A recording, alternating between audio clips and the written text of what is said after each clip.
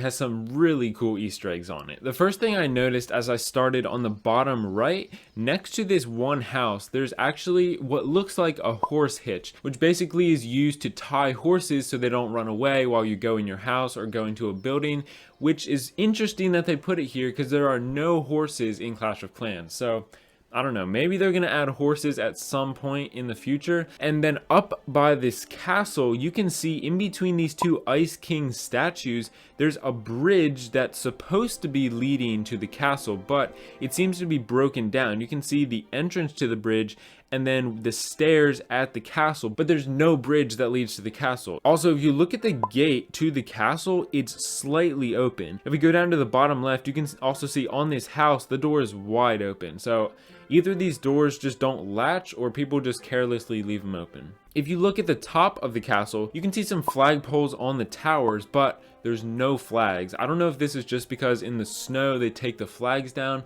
or I don't know, but there's no flags on the flagpoles. There's also another bridge on the side of the castle which is also broken. It has this huge gap in it. I don't know where the bridge leads, but for some reason all these bridges are broken. And then below the castle, down in this cavern, there's an orange glow coming up. It has to be some kind of fire or lava or something down there. It kind of reminds me of the other snow scenery where there's that kind of elixir pink glow that comes up from below the castle. I don't know what it is, but it's super interesting. And then in the top left of the scenery, there's not really much going on. The only thing I found, which I didn't actually see at first, I looked on Reddit and saw people talking about it. In the middle of the maze, you can see two things. First, you see the banana right there, which is iconic in almost every single scenery. There's only a few sceneries that don't actually have a banana, or at least I haven't noticed the banana. But then next to the banana, it looks like a barbarian sleeping in the snow or just laying in the snow. But you can really only see his head and like part of his shoulders and chest because he's pretty much buried in the snow. But other than that, there's nothing I noticed in the top left. As we move down to the bottom left, we can see some tents which look like they were from the 9th Clashiversary scenery. You can see that there were a bunch of these tents in the 9th Clashiversary scenery. They just stick out because there are no other tents like this. So I'm not sure why they're in this scenery, but there's this super obvious thing to the right, which is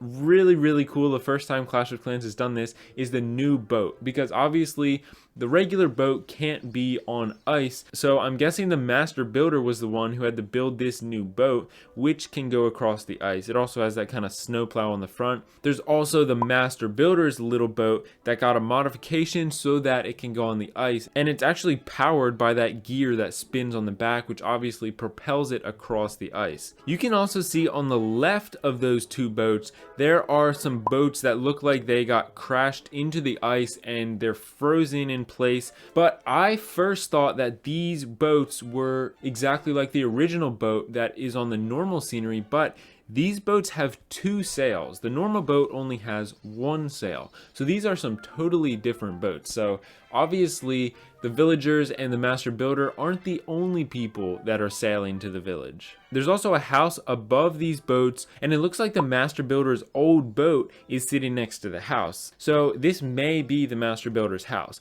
And then next to the house, there's a hole in the ice with a little stool, and it looks like a bucket, but there was also a hole in the ice in the epic winter scenery, and Clash of Clans posted this picture where the barbarian king was obviously going for an ice bath. So again, somebody is going for an ice bath in the freezing ocean. There are also 3 inferno towers in this scenery, which kind of alludes to the short film that Clash of Clans put out related to this scenery where the infernos were all frozen but then they got lit up again in the film. One other thing I want to point out, which is just another great touch that Clash of Clans put on this scenery, it's kind of 3D. On the bottom corners, as you move your screen, there's some trees and there's like a castle over on the right that kind of move, like it gives you some perspective of the scenery as if you're standing on top of a hill, and as you move, the hills in front of you move. It's just a really cool touch. It's an incredible scenery. I love how it covers the entire village. Just like the pumpkin graveyard scenery, the tiles have changed color,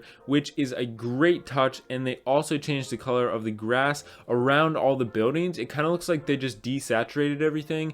and didn't actually change it to like an icy blue, but either way it looks amazing, especially with the blue walls from Town Hall 12 or 13. It kind of all goes together perfectly. Definitely worth the money if you like the design of the scenery. Obviously it all comes down to your opinion.